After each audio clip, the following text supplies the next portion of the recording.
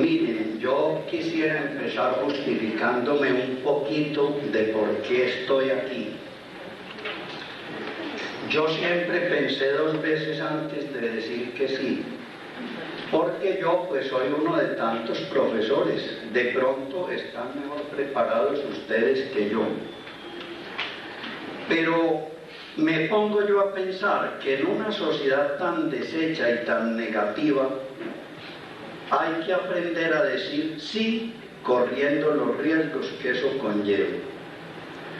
Yo he pensado que de pronto yo no les voy a decir nada nuevo, pero por lo menos sí pienso que puedo hacer 3 cosas.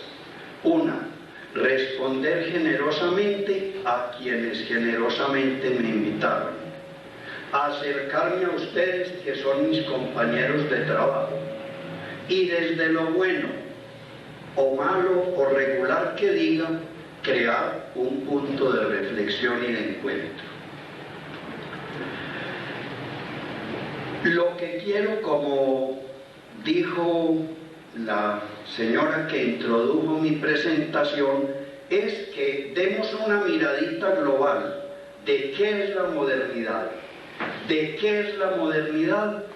y qué genera eso a nivel de la universidad. Entonces, fíjense ustedes, nosotros cuando hablamos de modernidad, hablamos de un periodo histórico y cultural que se enmarca entre principios del siglo XVII. En 1626 publicó Descartes el Discurso del Método, y finales del siglo XIX y principios del XX, cuando empezó todo el descubrimiento de la ciencia contemporánea. La modernidad, dijéramos así, fue una redención, fue una liberación del hombre y de la cultura. Eso fue un paso gigantesco en el progreso humano. ¿Por qué? Porque la modernidad en esos 3 siglos generó cambios radicales, renovó la filosofía, y de una filosofía del ser puso el énfasis en la filosofía del conocer, generó desde ahí la epistemología y dio origen al nacimiento de la ciencia. Bajo la guía de los revolucionarios franceses, renovó la conciencia y el comportamiento político, y poniendo fin al régimen monárquico, pretendidamente sobrenatural en su elección, generó la democracia y puso los cimientos de la liberación de los pueblos del tercer mundo. Orientada por economistas y filósofos ingleses, transformó la economía y generó el capitalismo, padre del industrialismo y la tecnología, y conducida por los filósofos de la secularidad, dio principio a una sociedad secular en que, sin negar, ni rechazar, ni maltratar valores religiosos y morales de cada uno, construyó una sociedad desde lo público y secular, respetando la intimidad religiosa y moral de cada uno. Como ven ustedes, la modernidad es un hecho liberador de consecuencias avasalladoras. Esa visión, ese mundo, esa cultura, esa sociedad moderna estuvo bien delineada en su visión del cosmos, del hombre, de la sociedad, de la ciencia, de la moral. Eso es lo que yo quiero que revisemos un poco. Porque miren, conscientes o no, de acuerdo o no, entendiendo o no, a gusto con eso o no, la modernidad se está muriendo. Los que no quieren aceptar que la posmodernidad nació son nostálgicos, son los románticos de una cultura que hizo mucho, pero que ya no da más. Entonces, por eso yo quisiera que en unos 3 o 4 trazos miráramos cómo veía la modernidad. El cosmos estaba constituido por átomos indivisibles, ensamblado mecánicamente y mantenido por la fuerza de la gravedad que lo regía todo. El universo, a nivel planetario y atómico también, los átomos también, estaba regido por la gravedad. Era heliocéntrico. El espacio y el tiempo iguales en todo el cosmos, y en virtud de la segunda ley de la termodinámica, tanto el mundo físico-químico como el mundo biológico, camino del caos. La visión del hombre. El hombre no es una unidad, el hombre no es un ser sustancial. El hombre es la unión accidental de dos sustancias, que la una nada influye ni tiene que ver con la otra. Extensión constitutiva del cuerpo y la materia, y espíritu o conciencia constitutiva del pensamiento. De tal manera que el hombre, en cuanto cuerpo, es cosa, y en cuanto espíritu, razón. Y por eso Descartes definía el hombre como una cosa que piensa. Visión del conocimiento. El único criterio válido del saber humano es la razón. Lo que el hombre diga saber, por sensación, por percepción, por emocionalidad, por intuición, es inválido. ¿Por qué? Porque según la concepción hegeliana, todo lo real es racional y todo lo racional es real. En el universo no hay nada que no esté sujeto a razón, luego nada es cognoscible fuera del marco de la razón. Visión de la ciencia. Si la razón, porque la realidad es racional, es la única fuente válida de conocimiento, dentro del conocimiento racional solo es válido aquel conocimiento que sea teorizable y verificable empíricamente. El conocimiento racional no verificable no tiene más validez que la validez lógica. Puede estar bien formulado como razonamiento, pero nadie puede asegurar que eso sea la realidad. Por tanto, toda respuesta extracientífica sobre la vida y sus fenómenos solo tiene razón de ser si parte de hechos positivos. Visión de los valores. Hay un valor fundamental, sobre él se asienta todo valor, y es la racionalidad. Como ven, si todo lo real es racional, el valor máximo tiene que ser la racionalidad. Visión de la moral. No hay moral válida sino aquella determinada por la razón, con independencia de los problemas individuales.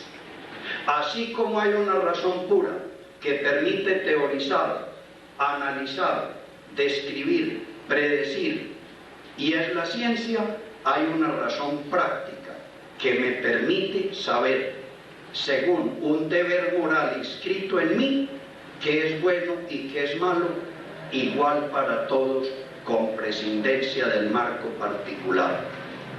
Contrato social y vivir con los otros a riesgo del daño que puedan hacer. Y creo que solo haber oído esa lista, con todas las limitaciones que por razón de tiempo supone, les hace. Los nacionalismos europeos, que sobre pretexto de racionalidad y cientificidad derivaron en dogmatismo, en absolutismo y en opresión.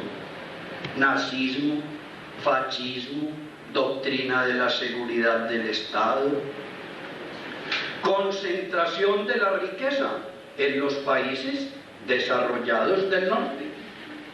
Hoy el mundo nórdico tiene el 75% de las riquezas del mundo y escasamente son el 26% de la población mundial. Ideología industrialista sostenida sobre la idea del consumismo que tiene el mundo polucionado y la riqueza concentrada. Ideología cientificista que al aceptar solo el saber científico devaluó todos los otros saberes y nos tiene hoy de cabezas por reacción en manos de pitonisas, brujas, adivinos, tarotistas, perfumistas y demás. Surgimiento de todo tipo de fenómenos amenazantes para la vida planetaria: el armamentismo, la explosión demográfica, la polución ambiental. Conversión de la razón científica en razón instrumental. Una cosa es que la ciencia pueda explicar científicamente los problemas humanos sin recurrir a ángeles, diablos, ni dioses reales o inventados, y otra cosa es que el hombre se tenga que convertir en el objeto de la manipulación científica. Crecimiento desbordante de la angustia, del escepticismo, de la pérdida del sentido de la existencia y de las neurosis personales y sociales. Y lo más grave del cuento, insuficiencia de los modelos teóricos y de los métodos científicos de la modernidad para poder manejar lo que la posmodernidad de su mano ha ido descubriendo. Ven, entonces una sociedad que junto con eso hermoso de que les hablaba al empezar, democracia, ciencia, industria, nos ha generado todo este tipo de adefesios, ese modelo tiene que haber entrado en crisis. Joule, el físico nuclear, demostró que el universo no tiene ningún centro, ni el Sol, ni la Luna, ni la Tierra, ni ninguna galaxia. Él está en expansión y según el lugar del cosmos donde usted esté, ese es el centro del universo. Entonces, ¿me entienden? De la visión del cosmos, de la modernidad, no queda en pie nada. La visión del hombre. Sperry demostró que los hemisferios cerebrales tienen funciones distintas y que trabajan y se unen a través del cuerpo calloso del cerebro. Por lo tanto, eso que consagró la modernidad no es sino la tarea del hemisferio izquierdo. Lo que hace el hemisferio cerebral derecho está en veremos, no sabemos de eso ni pío. Y miren lo curioso, ahora con los computadores y demás, que se puede medir en bytes la actividad, mientras el hemisferio racional, teorizador, conceptualizador, mueve 20.000 bytes por segundo, el hemisferio derecho mueve 200 millones de bytes por segundo. Por eso la intuición fue descartada, porque a eso tan rápido no le sigue la pista a nadie. Y ese es el lío que tenemos en los salones de clase, que el soncito que funciona con el hemisferio derecho es el rey de la clase, y los que intuyen, los locos que no los quieren en la casa, y eso no es verdad. Friedrich Capra demostró que la mente influye en la materia y la materia influye en la mente. Ese cuento moderno de que el pensamiento nada tiene que ver con la extensión y la extensión nada tiene que ver con el pensamiento, eso es más o menos como el cuento de Pinocho o Caperucita Roja, eso no es verdad. Sheldrake, Rupert Sheldrake y su señora demostraron que no solo por vía genética, sino también por información morfológica, campos morfogenéticos, se puede transmitir información de unas especies a otras sin que vengan por generación biológica. Muy bien. La visión de la ciencia contemporánea. Hanson ha demostrado, Heisenberg ha demostrado, Niels Bohr ha demostrado que toda observación científica, por objetiva que sea, modifica el objeto observado. Nietzsche, que era tan inteligente y olfateaba todo de lejos, hablaba de eso, que él no creía en la inmaculada percepción. Ese cuento de que yo puedo tener conocimiento puramente objetivo, en el que no se filtra lo subjetivo para nada, ese es un cuento piadoso para dormir científicos del siglo XVIII. Toda observación científica, por objetiva que sea, conlleva lo subjetivo. Si usted mira el recorrido de un átomo, le desvía su ruta. Ese es el principio de incertidumbre de Heisenberg. Si usted lo dispara y no lo observa, puede predecir por dónde va. Si lo llega a observar, lo desvía. La observación del científico modifica la realidad. El átomo es destructible, se puede partir. Lo último en el átomo no es el núcleo, el electrón y el protón. Los quarks son nubes. En virtud del principio de exclusión de Pauli, quedó aclarado que esas leyes absolutas e inmutables, caso por caso, no se dan. La ley solo rige estadísticamente, no caso por caso. ¿Qué queda de la ciencia moderna? Nada. También se murió. Visión de los saberes no científicos. Bertrand Russell, que como ustedes saben era un gran agnóstico. Russell decía, yo respeto mucho a los místicos, pero no entiendo pues qué es lo que ellos dicen que vean. Ese Bertrand Russell dice, la necesidad del saber sobre los fines de la vida tiene que crecer hoy simultáneamente con la ciencia o nos vamos a destruir. Y Miguel Polanyi, psicólogo contemporáneo, no sé si nacido allá, pero radicado en Estados Unidos, dice esto: en los días en que una idea se podía silenciar diciendo que era contraria a la religión y a la teología se convirtió en la mayor fuente de falsedades. Y hoy, cuando todo pensamiento humano se puede desacreditar diciendo que no es científico, el poder que antes ejercía la filosofía ha pasado a la ciencia, y hoy la gran fuente de errores es la ciencia. Hay que recuperar los saberes no científicos. Si usted pone cátodos en un cerebro humano del que está haciendo poesía, pintando, rezando, valorando o resolviendo un problema moral, la misma energía que se moviliza pensando se moviliza ahí. Luego, si el pensamiento científico es válido, el otro también. Esa es una tarea que tenemos. Muy bien, ¿qué ha surgido de ahí? ¿O qué está surgiendo? Aquí pues es donde yo los quisiera confrontar a ustedes, mis queridos colegas. ¿Vamos a matar el paradigma emergente? ¿Nos vamos a volver las abuelitas de la añoranza con el viejo paradigma? ¿O vamos a hacer nacer un nuevo paradigma en las universidades de América Latina? Eso no nace solo. Ese es un lío que tenemos en las universidades. Profesores universitarios del 2000 defendiendo a capa y espada a esa partida de abuelos decrépitos de la modernidad.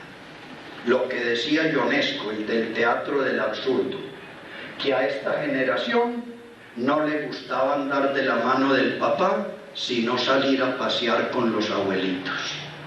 Eso es lo que tenemos en las universidades. Una rabieta, una ofuscación, que yo me sospecho que radica en que como el paradigma nuevo es nuevo y hay que implementarlo y no lo sabemos hacer, entonces lo que dice Polanyi, agraviémoslo, rechacémoslo y digamos que esa es una histeria que va a acabar con la ciencia. Muy bien. Miren, ese paradigma que se está medio haciendo tiene 10 características claritas. Una es holista. Olón en griego, ser. Holismo en español con H, porque esa letrica O con tilde se vuelve H en español. El holismo, ¿qué es el holismo? La visión que dice que la realidad es integral, una y única. No hay sino la vida. La vida es la vida, esta y la otra. Hay una vida, hay la vida. No hay dos vidas. Esta y la otra, a ver, ¿a dónde diablos está la otra? Hay la vida, no hay sino la vida. No hay sino la realidad. Lo que es real y si no es real no es nada. Hay el cosmos, este mundo y el otro. ¿Dónde está el otro? ¿Cómo se va? ¿Quién volvió? ¿Quién dio la dirección? No hay sino el mundo, el cosmos, la realidad viviente, una y única. Somos parte de eso. La realidad es toda la vez cósmica, humana y trascendente. La realidad es, hay veces piedra, pero nosotros somos calcio, hierro y fósforo. A uno lo operan y le sacan piedras de la vejiga y del hígado. Somos una y única realidad. Todo eso. Dios está cosmologizado, el cosmos humanizado, el hombre cosmologizado. Eso es inseparable. Si usted arma 3 muñequitos, cosmos hasta aquí, hombre aquí y Dios aquí, el más encartador de los 3 muñecos, usted no sale con nada. La realidad es a la vez todo eso. Usted es cósmica, por eso tiene fósforo, hierro, calcio, yodo, sodio, potasio, hidrógeno, oxígeno, como cualquier charca podrida. Pero usted no es eso solo, usted es psíquico también. Usted es emocional, reactivo, afectivo, agresivo, y usted no es eso solo. Usted es valorativo, pensante, ético y religioso. Eso está todo en uno. Bueno, vamos a seguir pues con la culequera. Vea, por favor, no me metan sociólogos aquí que yo soy psicólogo. Vea, por favor, no se me meta aquí que yo soy médico. No, si usted es un psicólogo, busque al neurólogo, busque al sociólogo, busque al bioquímico, porque ese problema tiene todos los ingredientes. Ese es el holismo. No hay sino una sola realidad, luego no hay sino un solo saber integral para manejarlo. Esa propuesta moderna, armemos las disciplinas, hagamos el mapa de la ciencia, la psicología linda, por el norte con la biología, por el sur con la lógica, esos son carajeras, esos son resabios de profesora de geografía metida psicóloga, eso no se puede hacer. Segundo, el paradigma nuevo es relativo. No digo relativista, relativo. No hay en el cosmos un solo átomo que no tenga que ver con todo. Usted tiene que ver con la primera amiba. Usted tiene que ver con el primer unicelular. El sistema linfático suyo es el mismo sistema con que las plantas suben la savia. Usted madura un óvulo, produce un espermatozoide igual que una rata o un ratón. Todo es relativo a. Usted sin agua no puede vivir, sin aire no puede vivir. La ecología que llamamos. La realidad, si usted no la estudia toda interrelacionada, está inventando cuentos piadosos. Tercero, El paradigma nuevo se rige por la lógica de la complejidad. Miren, empezamos por la lógica aristotélica, tan boba y tan rajadora, ¿no? Dos proposiciones universales, la una afirmativa y la otra negativa. Si la primera afirma, la segunda niega. Con eso nos embobaron, ¿cierto? Todo bizcocho se come, un pan de yuca se come, luego el bizcocho, niego la menor. Nos embobaron con eso. Todos años. Entonces inventaron la lógica matemática. Matematice. Si usted no puede reducir eso a fórmula matemática, es cuento. Haga enunciados fisicalistas y verá que los puede matematizar. Bertrand Russell, que era tan inteligente, dijo, puro cuento. Vea un enunciado fisicalista, el cianuro envenena, y vea otro igual de fisicalista, Dios existe. Usted puede demostrar que el cianuro envenena dándole a un gato. ¿Cómo muestra que Dios existe? Un enunciado fisicalista no es matematizable por sí solo.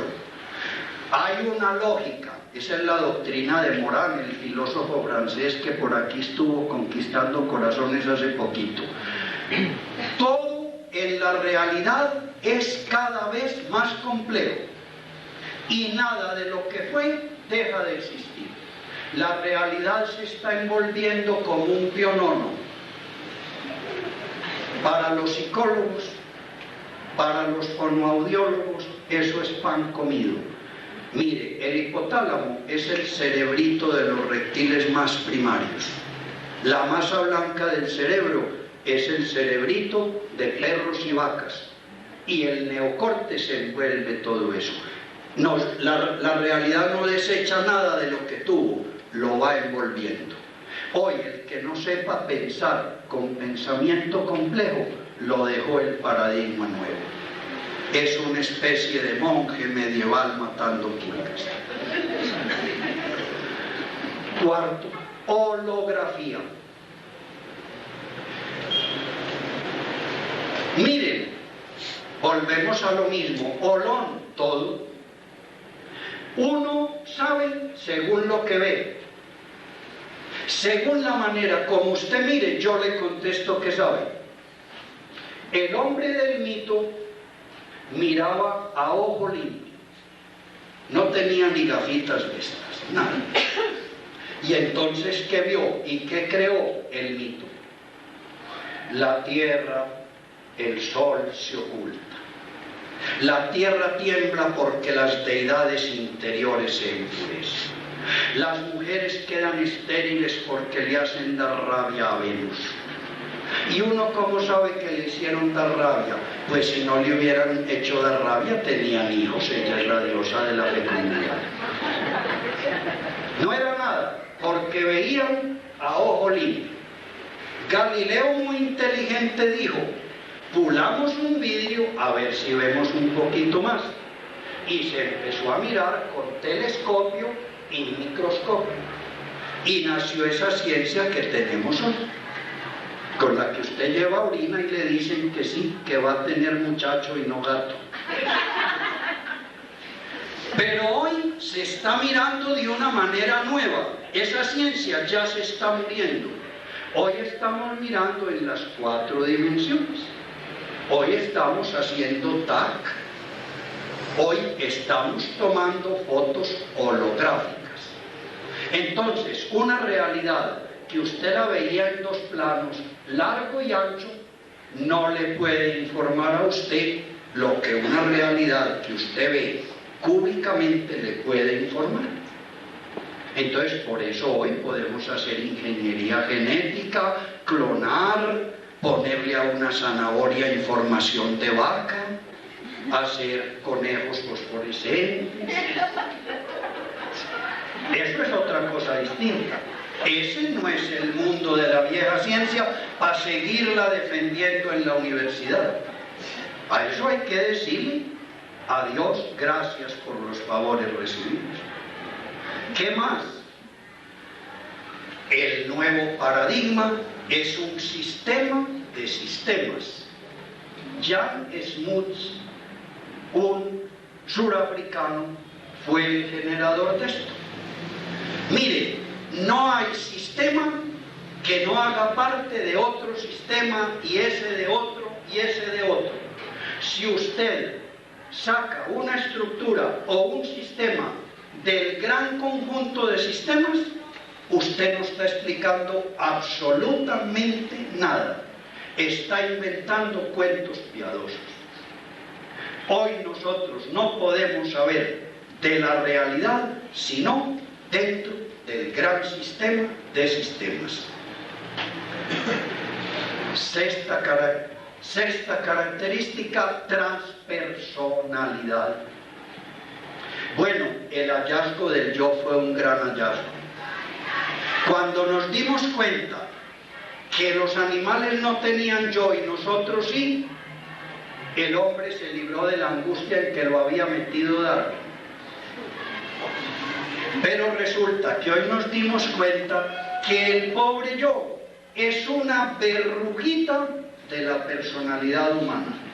El hombre, no estoy hablando del señor que está aquí en primera fila, no estoy hablando del señor que filma, no, el hombre, el ser humano, esos 6.000 millones que poblamos esto, tenemos una realidad psicológica que va del yo para allá mucho rato y que funciona con todos nosotros.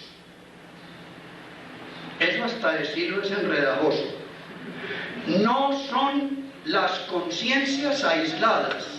Las conciencias humanas son una superred de archicomputación, solo que apenas estamos aprendiendo a manejar eso. Eso no le gusta a la gente. Ay, no, Alberto, no, yo prefiero lo viejo. Todo el mundo sabiendo lo que está pensando. Y el asunto es ese, el estudio del yo. Ya eso no importa. Eso es como estudiar lo que estudiaban en la Edad Media. ¿A qué mes llega el alma al cuerpo? Eso es una antigüedad. Hoy la búsqueda psicológica está orientada a eso psíquico que está más allá del yo. Séptimo, es un paradigma informático. Mire, estamos en la era de la información no porque en Medellín hay 160 emisoras, no. No estamos en la era de la información porque Radio Bolivariana retransmite a la BBC de Londres, no. No estamos en la era de la información porque usted recibe 180 canales a la vez, no. Estamos en la era informática porque hoy todo se entiende y explica desde procesos informativos. ¿Por qué es un niño el mongólico? Porque porta una información genética que bla, bla, bla. ¿Por qué esta persona se contagió de SIDA? Porque en sus relaciones sexuales recibió una información que decía que se destruyeran los antígenos, bla, bla, bla, bla, bla. Hoy, lo que usted no sepa explicar por información es un entretenimiento como ver el cuerpo ajeno o la mujer del cura o cualquier telenovela. Es una era informática y si no sabemos manejar la informática, nosotros no podemos enseñar nada que valga la pena en la universidad. Inter y transdisciplinario, esa es su octava característica. Fíjense, yo no digo lo mismo cuando digo interdisciplinario que transdisciplinario. Lo interdisciplinario se refiere a sistemas que están en un mismo nivel, ¿no? Citología, anatomía, biología, eso es interdisciplinario. Pero cuando yo hablo de disciplinas matemáticas, biológicas, humanísticas, estoy hablando de lo transdisciplinario. Entonces, ¿me entienden? Se nos acabó esa bobada. Yo soy científico, no me revuelva aquí problemas éticos, espérese a ver. Así como hay ecología, hay ecosofía. Así como tiene que haber variedad de formas vitales, tiene que haber variedad de formas culturales. Si usted empieza a aniquilar plantas, animales, agua, aire, usted se muere.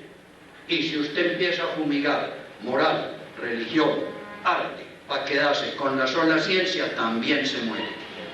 Entonces nosotros tenemos que manejar las variedades de la vida desde la bioética, interdisciplinariamente, y las variedades del saber que está más allá de lo biológico, transdisciplinariamente, ecología y ecosofía.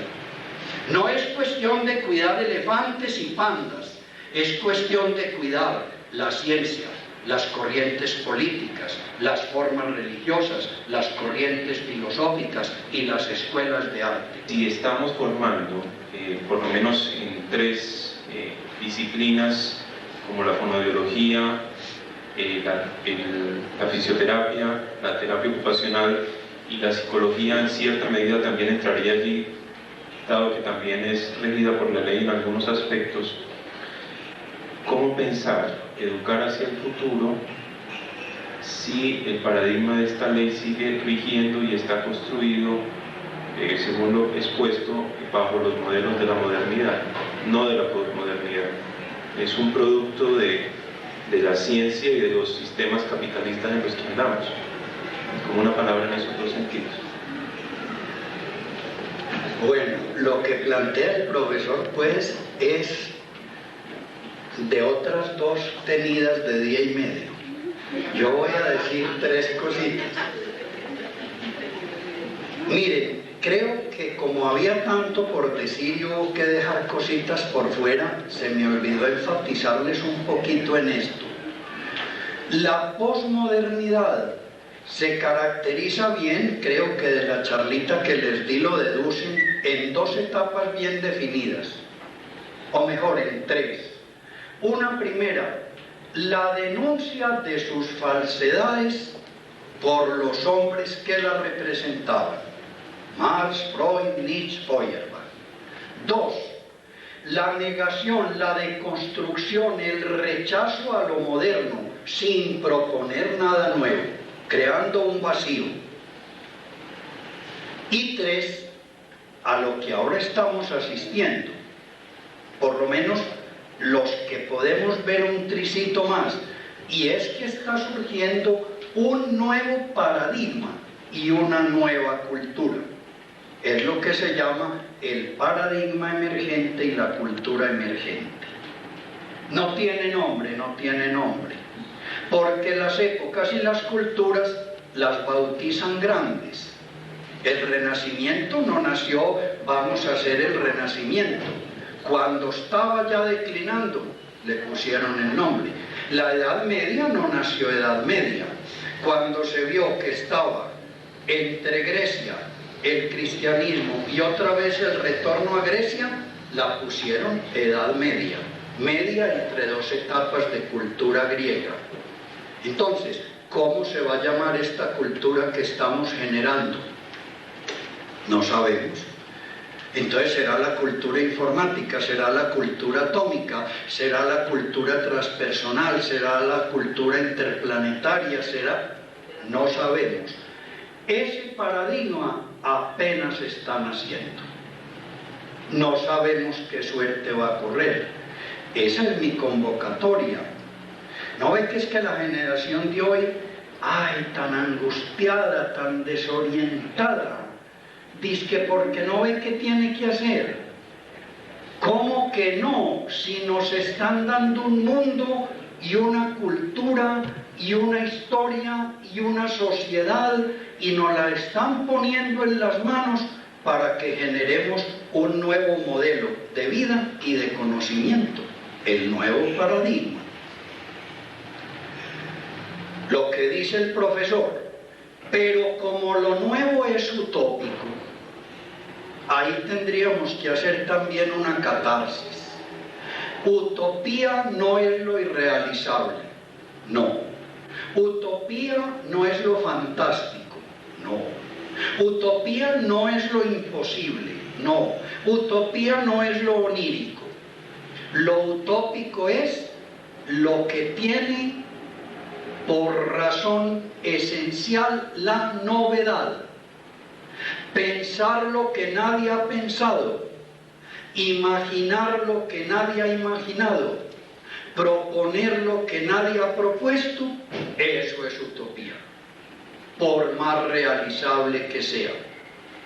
Bolívar matando zancudos en Caracas y pensando que esto se podía independizar de España, era un utopista. Einstein pensando que el mundo se podía interpretar desde la relatividad y no desde la gravedad, era un utopista. Jesucristo pensando que el amor no era una tragedia, como decían Medea y Antígona y Edipo, sino que era una liberación, era un utopista. Entonces hoy están naciendo utópicamente, no está en ninguna parte.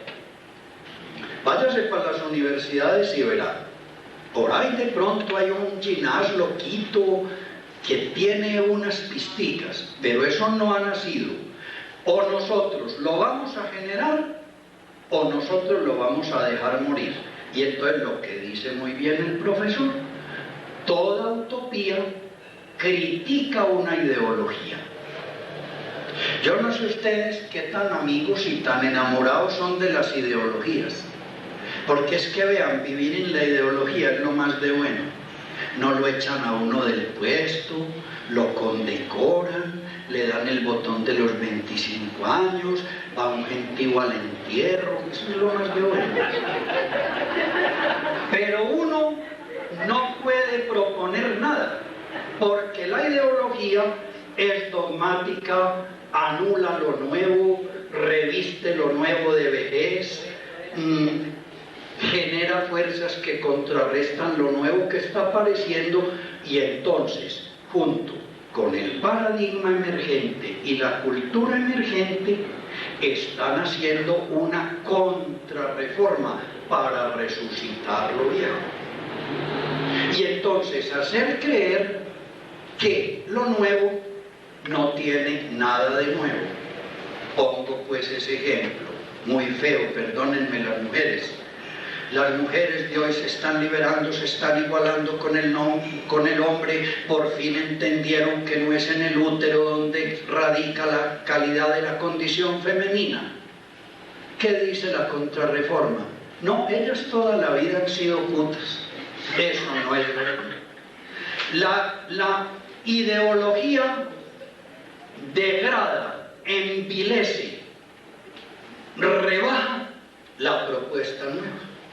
Entonces hoy estamos asistiendo a eso. La sociedad global que se está volviendo una sociedad hegemónica manipulada por los gringos.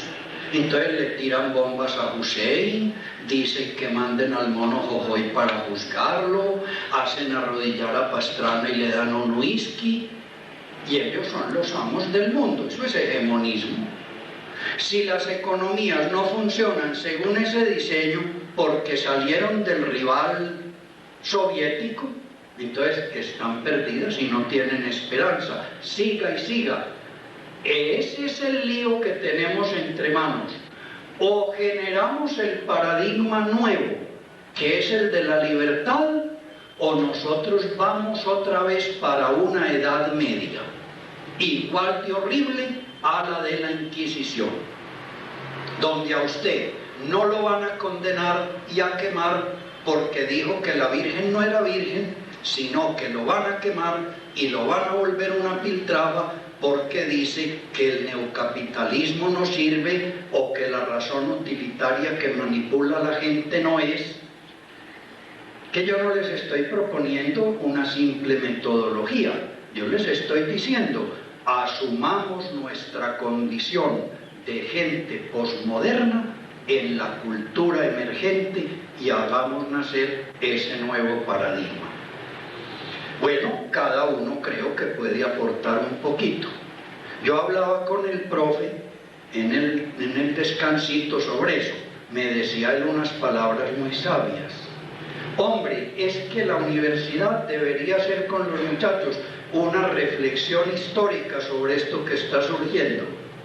Pero es que miren, como la ideología es astuta, ya la ideología se inventó una manera de que no haya una revisión histórica de esto. Y es decir, que la historia se acabó. Ese es el bestseller de Fukuyama, el fin de la historia. No hay historia, no hay sino fragmento. No penses en la historia. Pensá que vos sos la muchacha que criaron en Sabaneta, se acostó en Bogotá y parió en el Seguro Social. Eso es lo tuyo. El fragmento. No hay proyecto histórico, no hay camino para el hombre. Hay fragmenticos para cada bobito y cada bobita. Entonces, historia, ¿para qué se estudia? Hoy en las universidades los pensos históricos están de capa caída, porque como dice que la historia se acabó, y no es que se acabó, sino que ellos saben, si historiamos el paradigma viejo, nos acaban de fregar más de lo que Marx, Nietzsche, Freud nos fregaron. Pero tenemos que luchar por eso. Eso es lo que yo les estoy diciendo. Decía Gloria, es que son Rocío, decía Rocío al principio, es asumir nuestra vocación con amor. Bueno, la vocación con amor no es que vos le vas a enseñar pues allá en fisioterapia cómo se le quita un mico a una vieja de 80 años.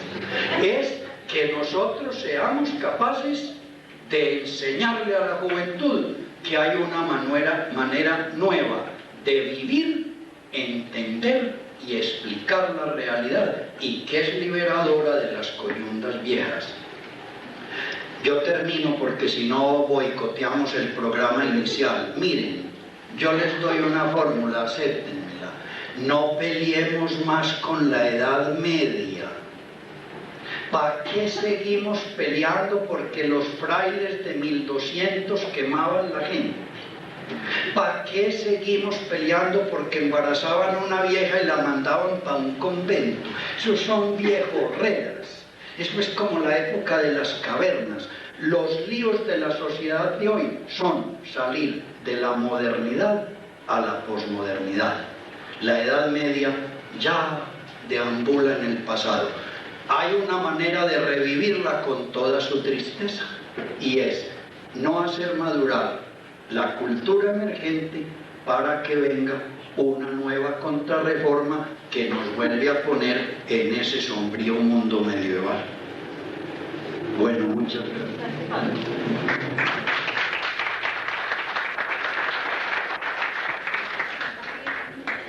¿Alguien tiene otra pregunta para el padre? De compromisos. Vamos a tener la oportunidad de escuchar al decano de la Facultad de Psicología, al doctor Pablo Betancourt Gallo, quien trae un pequeño pero gran mensaje para todos ustedes. Posteriormente nos va a acompañar el padre Alberto Restrepo González, en su calidad también de profesor de la Facultad de Psicología y de una gran experiencia en todos los procesos de formación de los profesionales, con la reflexión sobre la posmodernidad y la educación universitaria de evaluación. Vamos entonces. Miren, yo quisiera empezar justificándome un poquito de por qué estoy aquí. Yo siempre pensé 2 veces antes de decir que sí, porque yo pues soy uno de tantos profesores. De pronto están mejor preparados ustedes que yo. Pero me pongo yo a pensar que en una sociedad tan deshecha y tan negativa hay que aprender a decir sí, corriendo los riesgos que eso conlleva. Yo he pensado que de pronto yo no les voy a decir nada nuevo, pero por lo menos sí pienso que puedo hacer 3 cosas. Una, responder generosamente a quienes generosamente me invitaron. Acercarme a ustedes que son mis compañeros de trabajo. Y desde lo bueno o malo o regular que diga, crear un punto de reflexión y de encuentro. Lo que quiero, como dijo la señora que introdujo mi presentación, es que demos una miradita global de qué es la modernidad, y qué genera eso a nivel de la universidad. Entonces, fíjense ustedes, nosotros cuando hablamos de modernidad, hablamos de un periodo histórico y cultural que se enmarca entre principios del siglo XVII. En 1626 publicó Descartes el Discurso del Método, y finales del siglo XIX y principios del XX, cuando empezó todo el descubrimiento de la ciencia contemporánea. La modernidad, dijéramos así, fue una redención, fue una liberación del hombre y de la cultura. Eso fue un paso gigantesco en el progreso humano. ¿Por qué? Porque la modernidad en esos 3 siglos generó cambios radicales, renovó la filosofía, y de una filosofía del ser puso el énfasis en la filosofía del conocer, generó desde ahí la epistemología y dio origen al nacimiento de la ciencia. Bajo la guía de los revolucionarios franceses, renovó la conciencia y el comportamiento político, y poniendo fin al régimen monárquico, pretendidamente sobrenatural en su elección, generó la democracia y puso los cimientos de la liberación de los pueblos del tercer mundo. Orientada por economistas y filósofos ingleses, transformó la economía y generó el capitalismo, padre del industrialismo y la tecnología, y conducida por los filósofos de la secularidad, dio principio a una sociedad secular en que, sin negar, ni rechazar, ni maltratar valores religiosos y morales de cada uno, construyó una sociedad desde lo público y secular, respetando la intimidad religiosa y moral de cada uno. Como ven ustedes, la modernidad es un hecho liberador de consecuencias avasalladoras. Esa visión, ese mundo, esa cultura, esa sociedad moderna estuvo bien delineada en su visión del cosmos, del hombre, de la sociedad, de la ciencia, de la moral. Eso es lo que yo quiero que revisemos un poco, porque miren, conscientes o no, de acuerdo o no, entendiendo o no, a gusto con eso o no, la modernidad se está muriendo. Los que no quieren aceptar que la posmodernidad nació son nostálgicos, son los románticos de una cultura que hizo mucho, pero que ya no da más. Entonces, por eso yo quisiera que en unos 3 o 4 trazos miráramos cómo veía la modernidad. El cosmos estaba constituido por átomos indivisibles, ensamblado mecánicamente y mantenido por la fuerza de la gravedad que lo regía todo. El universo, a nivel planetario y atómico también, los átomos también, estaba regido por la gravedad. Era heliocéntrico.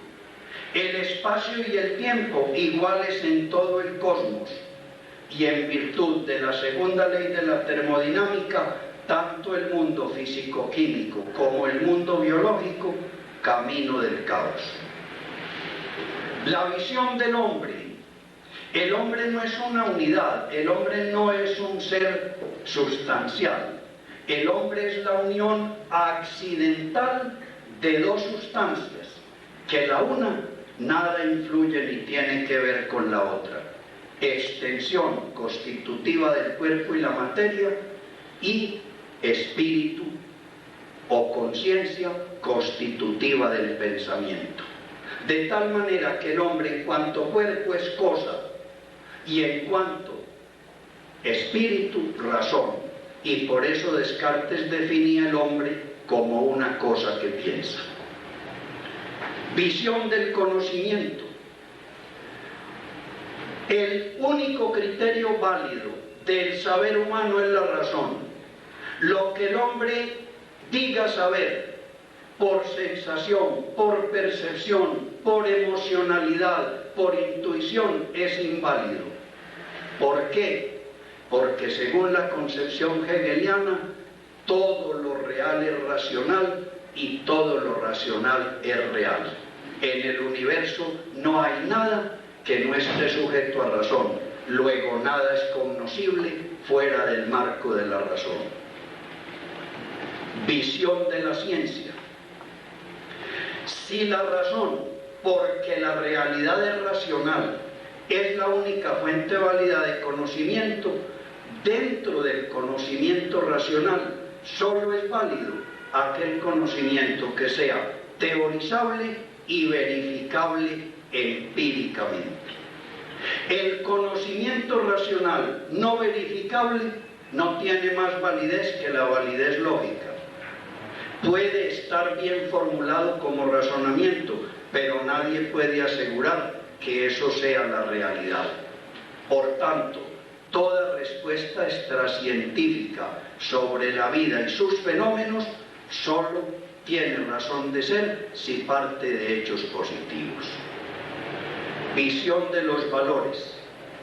Hay un valor fundamental, sobre él se asienta todo valor, y es la racionalidad. Como ven, si todo lo real es racional, el valor máximo tiene que ser la racionalidad. Visión de la moral. No hay moral válida sino aquella determinada por la razón, con independencia de los problemas individuales. Así como hay una razón pura que permite teorizar, analizar, describir, predecir, y es la ciencia, hay una razón práctica que me permite saber, según un deber moral inscrito en mí, qué es bueno y qué es malo, igual para todos, con prescindencia del marco particular. Contrato social y vivir con los otros a riesgo del daño que puedan hacer. Creo que solo haber oído esa lista, con todas las limitaciones que por razón de tiempo supone, les hace. Los nacionalismos europeos, que sobre pretexto de racionalidad y cientificidad derivaron en dogmatismo, en absolutismo y en opresión. Nazismo, fascismo, doctrina de la seguridad del Estado, concentración de la riqueza en los países desarrollados del norte. Hoy el mundo nórdico tiene el 75% de las riquezas del mundo y escasamente son el 26% de la población mundial. Ideología industrialista sostenida sobre la idea del consumismo que tiene el mundo polucionado y la riqueza concentrada. Ideología cientificista que al aceptar solo el saber científico devaluó todos los otros saberes y nos tiene hoy de cabezas por reacción en manos de pitonisas, brujas, adivinos, tarotistas, perfumistas y demás. Surgimiento de todo tipo de fenómenos amenazantes para la vida planetaria: el armamentismo, la explosión demográfica, la polución ambiental. Conversión de la razón científica en razón instrumental. Una cosa es que la ciencia puede explicar, científicamente los problemas humanos sin recurrir a ángeles, diablos, ni dioses reales o inventados, y otra cosa es que el hombre se tenga que convertir en el objeto de la manipulación científica. Crecimiento desbordante de la angustia, del escepticismo, de la pérdida del sentido de la existencia y de las neurosis personales y sociales. Y lo más grave del cuento, insuficiencia de los modelos teóricos y de los métodos científicos de la modernidad para poder manejar lo que la posmodernidad de su mano ha ido descubriendo. Ven, entonces una sociedad que junto con eso hermoso de que les hablaba al empezar, democracia, ciencia, industria, nos ha generado todo este tipo de adefesios, ese modelo tiene que haber entrado en crisis. Hubble, el físico nuclear, demostró que el universo no tiene ningún centro, ni el Sol, ni la Luna, ni la Tierra, ni ninguna galaxia. Él está en expansión, y según el lugar del cosmos donde usted esté, ese es el centro del universo. ¿Me entienden? De la visión del cosmos, de la modernidad, no queda en pie nada. La visión del hombre. Sperry demostró que los hemisferios cerebrales tienen funciones distintas y que trabajan y se unen a través del cuerpo calloso del cerebro. Por lo tanto, eso que consagró la modernidad no es sino la tarea del hemisferio izquierdo. Lo que hace el hemisferio cerebral derecho está en veremos, no sabemos de eso ni pío. Y miren lo curioso, ahora con los computadores y demás, que se puede medir en bytes la actividad, mientras el hemisferio racional, teorizador, conceptualizador, mueve 20.000 bytes por segundo, el hemisferio derecho mueve 200 millones de bytes por segundo. Por eso la intuición fue descartada, porque a eso tan rápido no le sigue la pista a nadie.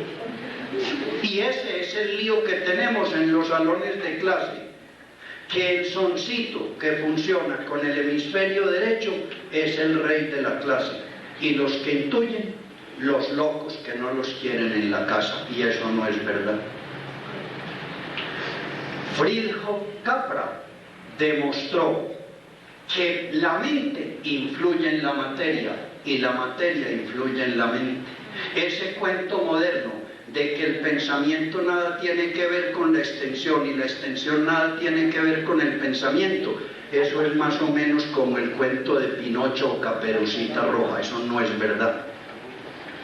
Sheldrake, Rupert Sheldrake y su señora demostraron que no solo por vía genética, sino también por información morfológica, campos morfogenéticos, se puede transmitir información de unas especies a otras sin que vengan por generación biológica.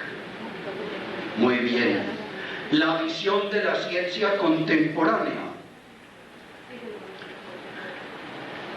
Hanson ha demostrado, Heisenberg ha demostrado, Niels Bohr ha demostrado que toda observación científica, por objetiva que sea, modifica el objeto observado.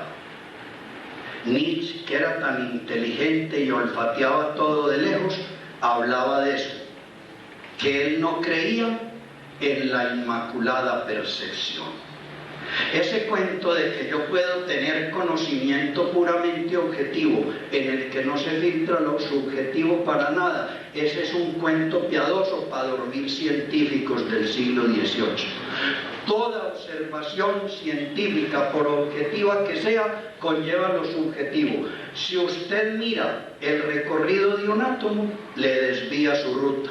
Ese es el principio de incertidumbre de Heisenberg. Si usted lo dispara y no lo observa, puede predecir por dónde va.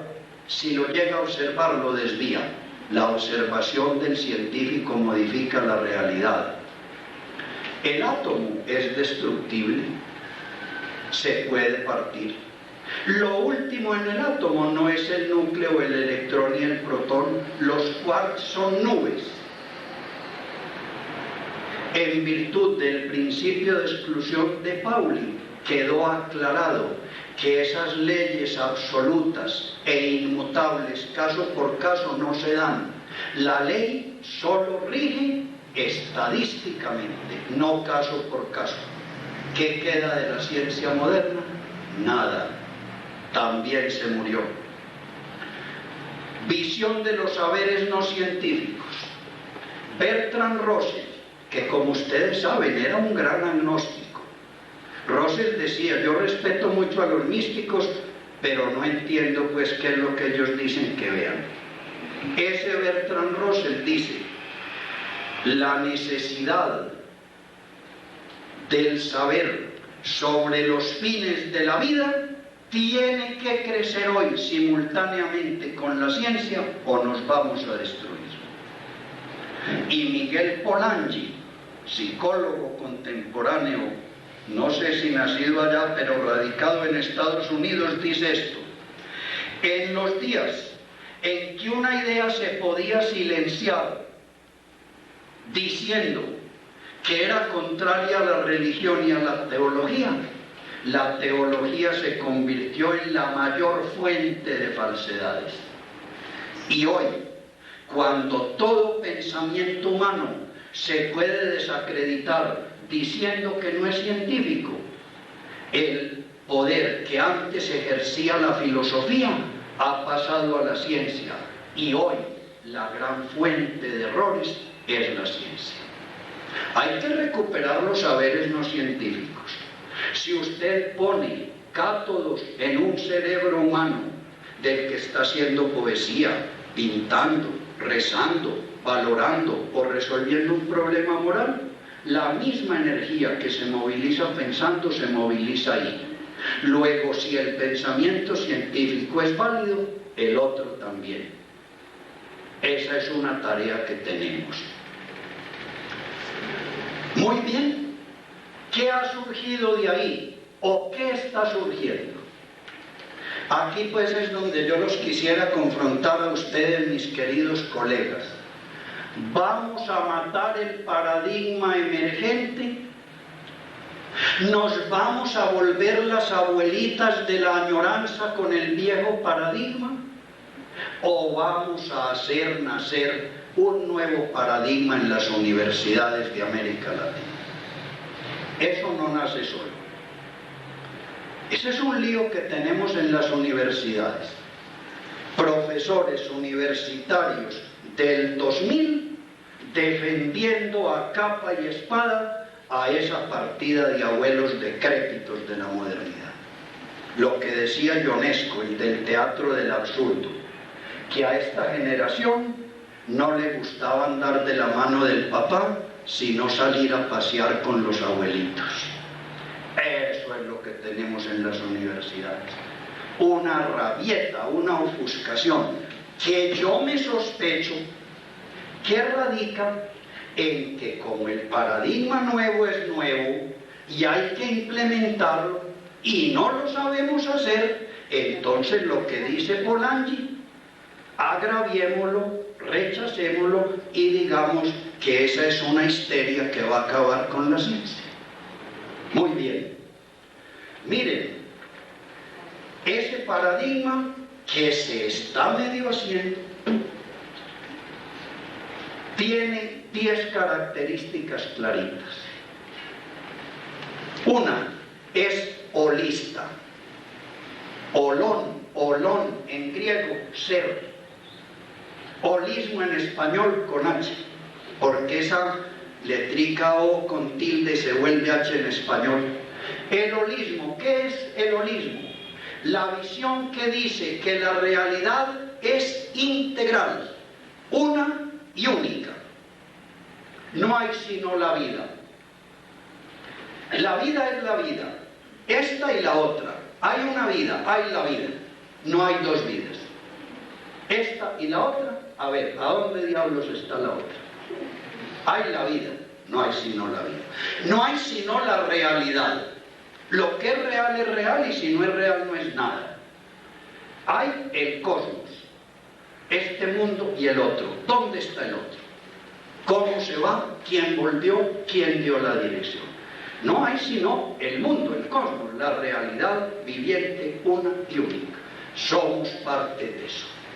La realidad es toda a la vez cósmica, humana y trascendente.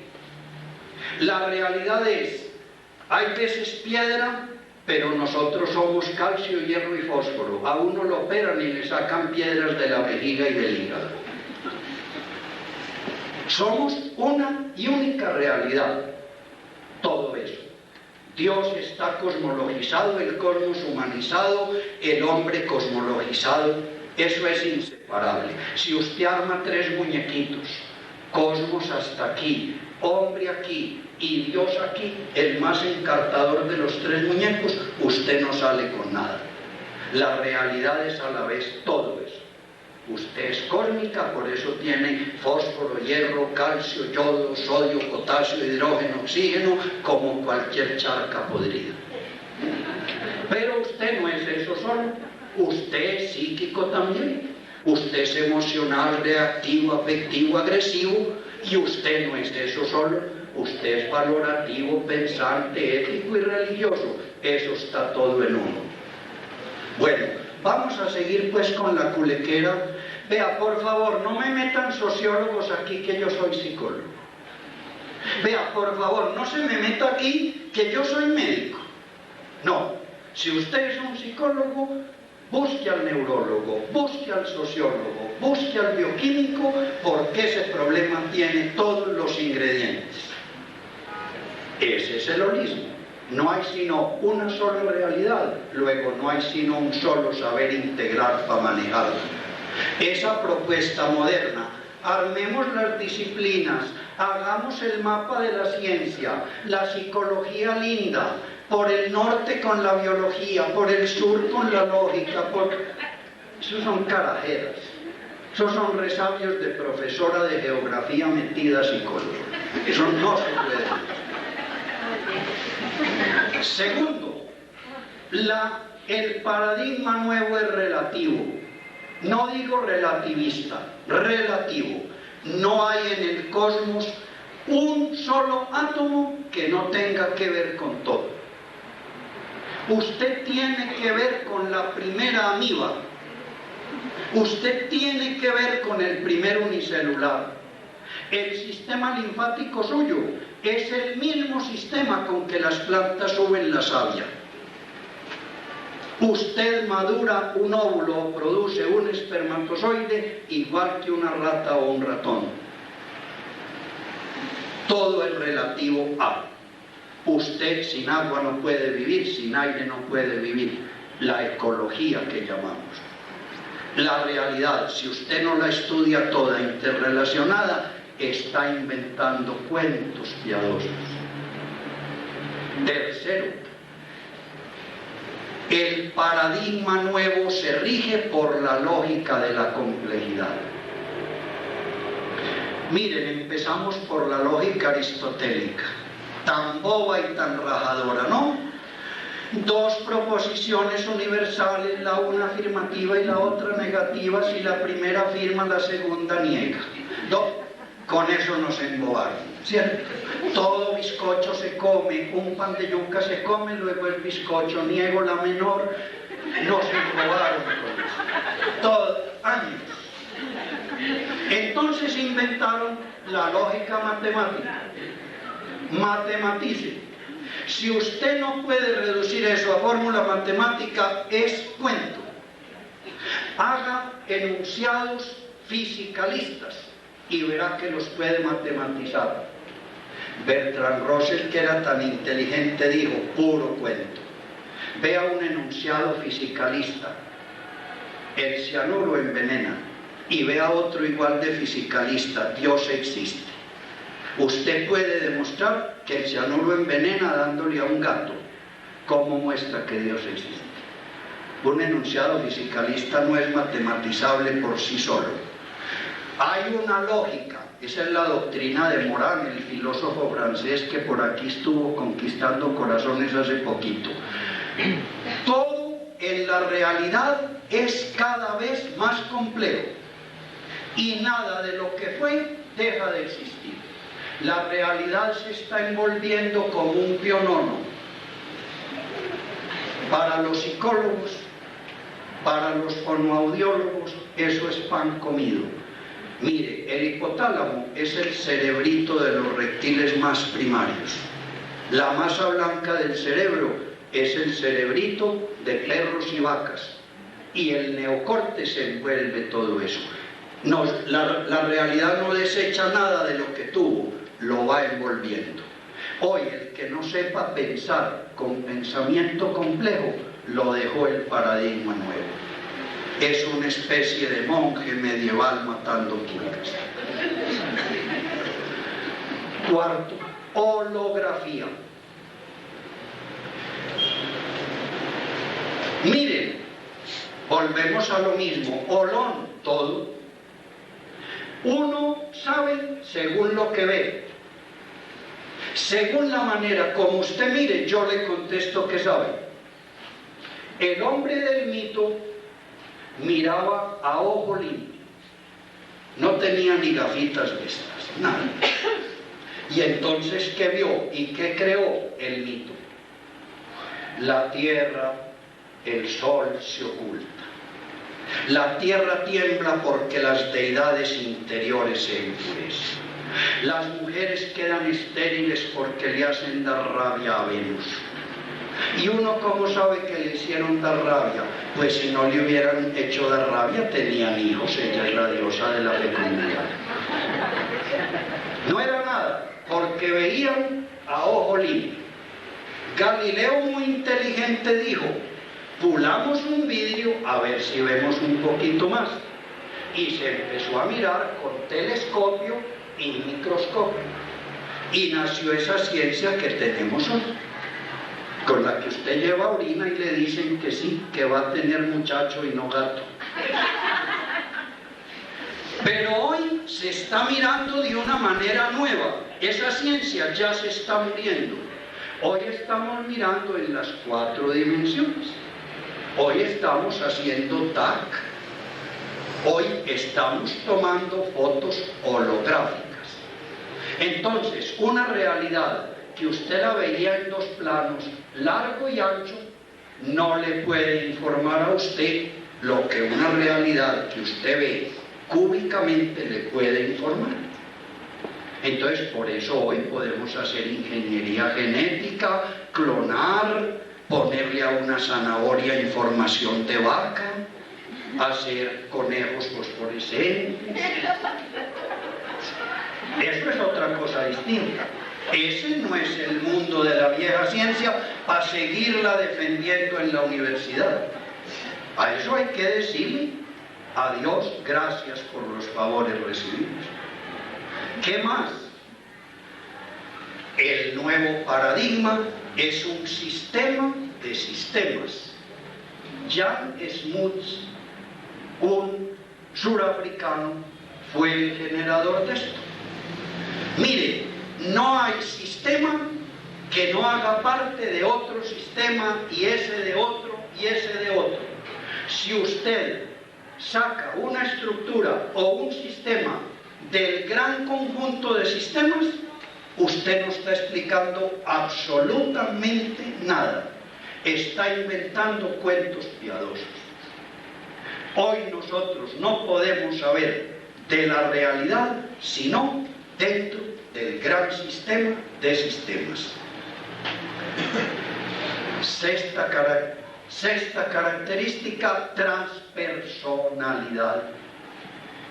Bueno, el hallazgo del yo fue un gran hallazgo. Cuando nos dimos cuenta que los animales no tenían yo y nosotros sí, el hombre se libró de la angustia en que lo había metido Darwin. Pero resulta que hoy nos dimos cuenta que el pobre yo es una verrujita de la personalidad humana. El hombre, no estoy hablando del señor que está aquí en primera fila, no estoy hablando del señor que filma, no, el hombre, el ser humano, esos 6.000 millones que poblamos esto, tenemos una realidad psicológica que va del yo para allá mucho rato y que funciona con todos nosotros. Eso hasta decirlo es enredajoso. No son las conciencias aisladas. Las conciencias humanas son una superred de archicomputación, solo que apenas estamos aprendiendo a manejar eso. Eso no le gusta a la gente. Ay, no, Alberto, no. Yo prefiero lo viejo. Todo el mundo sabiendo lo que está pensando. Y el asunto es ese, el estudio del yo. Ya eso no importa. Eso es como estudiar lo que estudiaban en la Edad Media. ¿A qué mes llega el alma al cuerpo? Eso es una antigüedad. Hoy la búsqueda psicológica está orientada a eso psíquico que está más allá del yo. Séptimo, es un paradigma informático.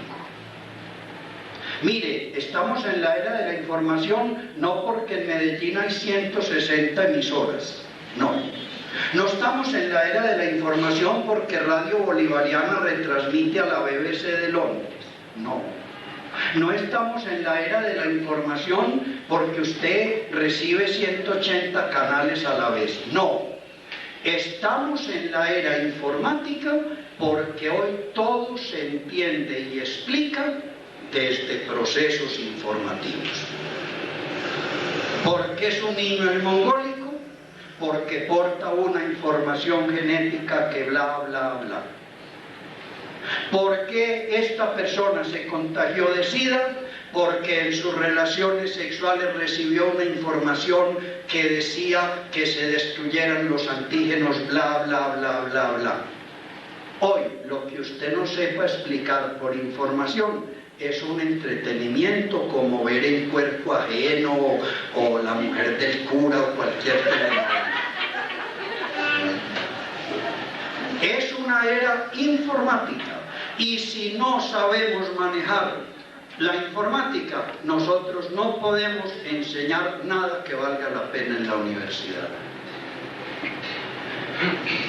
Inter y transdisciplinario, esa es su octava característica. Fíjense, yo no digo lo mismo cuando digo interdisciplinario que transdisciplinario. Lo interdisciplinario se refiere a sistemas que están en un mismo nivel, ¿no? Citología, anatomía, biología, eso es interdisciplinario. Pero cuando yo hablo de disciplinas matemáticas, biológicas, humanísticas, estoy hablando de lo transdisciplinario. Entonces, ¿me entienden? Se nos acabó esa bobada. Yo soy científico, no me revuelva aquí problemas éticos, espérese a ver. Así como hay ecología, hay ecosofía. Así como tiene que haber variedad de formas vitales, tiene que haber variedad de formas culturales. Si usted empieza a aniquilar plantas, animales, agua, aire, usted se muere. Para quedarse con la sola ciencia también se muere. Entonces nosotros tenemos que manejar las variedades de la vida desde la bioética, interdisciplinariamente, y las variedades del saber que está más allá de lo biológico, transdisciplinariamente, ecología y ecosofía. No es cuestión de cuidar elefantes y pandas, es cuestión de cuidar la ciencia, las corrientes políticas, las formas religiosas, las corrientes filosóficas y las escuelas de arte. Si estamos formando, por lo menos en 3 disciplinas como la fonoaudiología, la fisioterapia, la terapia ocupacional y la psicología en cierta medida también entraría allí, dado que también es regida por la ley en algunos aspectos. ¿Cómo pensar educar hacia el futuro si el paradigma de esta ley sigue rigiendo y está construido, según lo expuesto, bajo los modelos de la modernidad, no de la posmodernidad?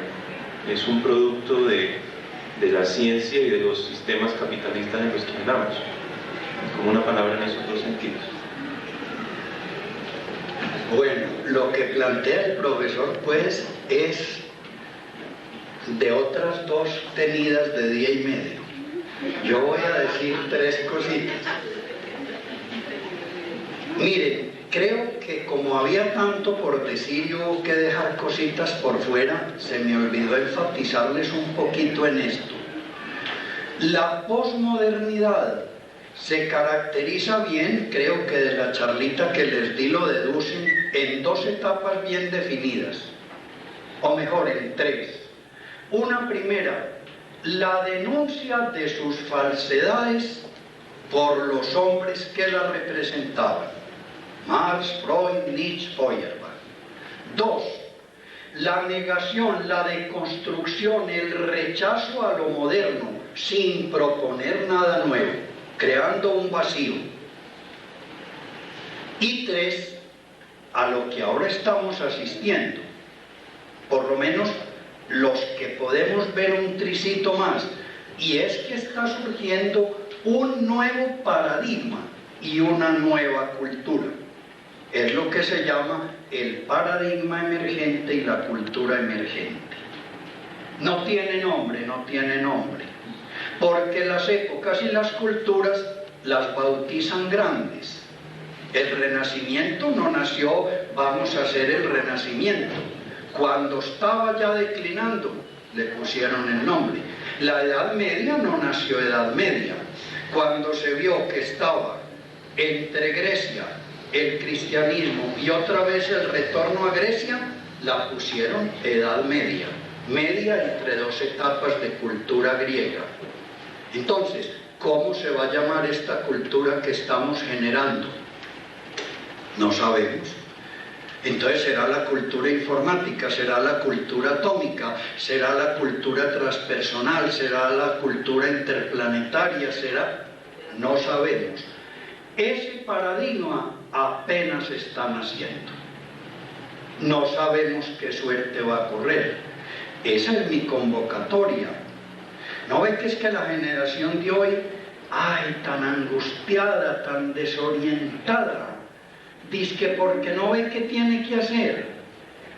¿Cómo que no? Si nos están dando un mundo y una cultura y una historia y una sociedad y nos la están poniendo en las manos para que generemos un nuevo modelo de vida y de conocimiento, el nuevo paradigma. Lo que dice el profesor, pero como lo nuevo es utópico, ahí tendríamos que hacer también una catarsis. Utopía no es lo irrealizable, no. Utopía no es lo fantástico, no. Utopía no es lo imposible, no. Utopía no es lo onírico. Lo utópico es lo que tiene por razón esencial la novedad. Pensar lo que nadie ha pensado, imaginar lo que nadie ha imaginado, proponer lo que nadie ha propuesto, eso es utopía, por más realizable que sea. Bolívar matando zancudos en Caracas y pensando que esto se podía independizar de España, era un utopista. Einstein, pensando que el mundo se podía interpretar desde la relatividad y no desde la gravedad, era un utopista. Jesucristo, pensando que el amor no era una tragedia, como decían Medea y Antígona y Edipo, sino que era una liberación, era un utopista. Entonces, hoy están naciendo utópicamente, no está en ninguna parte. Váyase para las universidades y verá, por ahí de pronto hay un ginás loquito que tiene unas pisticas, pero eso no ha nacido. O nosotros lo vamos a generar o nosotros lo vamos a dejar morir. Y entonces lo que dice muy bien el profesor, toda utopía critica una ideología. Yo no sé ustedes qué tan amigos y tan enamorados son de las ideologías, porque es que vean, vivir en la ideología es lo más de bueno. No lo echan a uno del puesto, lo condecoran, le dan el botón de los 25 años, va un gentío al entierro, eso es lo más de bueno. Pero uno no puede proponer nada, porque la ideología es dogmática, anula lo nuevo, reviste lo nuevo de vejez, genera fuerzas que contrarrestan lo nuevo que está apareciendo, y entonces, junto con el paradigma emergente y la cultura emergente, están haciendo una contrarreforma para resucitar lo viejo. Y entonces hacer creer que lo nuevo no tiene nada de nuevo. Pongo pues ese ejemplo, muy feo, perdónenme las mujeres. Las mujeres de hoy se están liberando, se están igualando con el hombre, por fin entendieron que no es en el útero donde radica la calidad de la condición femenina. ¿Qué dice la contrarreforma? No, ellas toda la vida han sido putas. Eso no es verdad. La ideología degrada, envilece, rebaja la propuesta nueva. Entonces hoy estamos asistiendo a eso. La sociedad global que se está volviendo una sociedad hegemónica manipulada por los gringos. Entonces le tiran bombas a Hussein, dicen que manden al mono Jojoy para juzgarlo, hacen arrodillar a Pastrana y le dan un whisky, y ellos son los amos del mundo. Eso es hegemonismo. Si las economías no funcionan según ese diseño porque salieron del rival soviético, entonces están perdidas y no tienen esperanza. Siga y siga. Ese es el lío que tenemos entre manos. O generamos el paradigma nuevo, que es el de la libertad, o nosotros vamos otra vez para una edad media, igual de horrible a la de la Inquisición, donde a usted no lo van a condenar y a quemar porque dijo que la Virgen no era virgen, sino que lo van a quemar y lo van a volver una piltrafa porque dice que el neocapitalismo no sirve o que la razón utilitaria que manipula a la gente no es. Que yo no les estoy proponiendo una simple metodología, yo les estoy diciendo, asumamos nuestra condición de gente posmoderna en la cultura emergente y hagamos nacer ese nuevo paradigma. Bueno, cada uno creo que puede aportar un poquito. Yo hablaba con el profe en el descansito sobre eso. Me decía él unas palabras muy sabias. Hombre, es que la universidad debería hacer con los muchachos una reflexión histórica sobre esto que está surgiendo. Pero es que miren, como la ideología es astuta, ya la ideología se inventó una manera de que no haya una revisión histórica de esto, y es decir que la historia se acabó. Ese es el bestseller de Fukuyama, el fin de la historia. No hay historia, no hay sino fragmento. No penses en la historia, pensá que vos sos la muchacha que criaron en Sabaneta, se acostó en Bogotá y parió en el Seguro Social. Eso es lo tuyo, el fragmento. No hay proyecto histórico, no hay camino para el hombre. Hay fragmenticos para cada bobito y cada bobita. Entonces, ¿historia para qué se estudia? Hoy en las universidades los pensos históricos están de capa caída, porque como es que la historia se acabó, Y no es que se acabó, sino que ellos saben, si historiamos el paradigma viejo, nos acaban de fregar más de lo que Marx, Nietzsche, Freud nos fregaron.